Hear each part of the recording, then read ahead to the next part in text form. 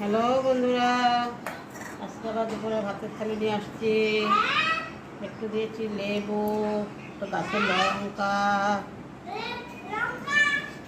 তারপরে দিয়েছি লাল শাক রসুন দিয়ে, তারপরে দিচ্ছি মাছ ভাজা,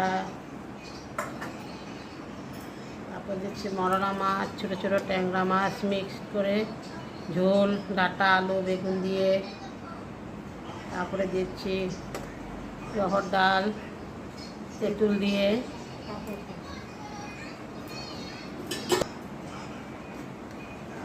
পাঁপড়। বন্ধুরা বলুন কেমন লাগলো, লাইক করুন, কমেন্টস করুন, সাবস্ক্রাইব করুন।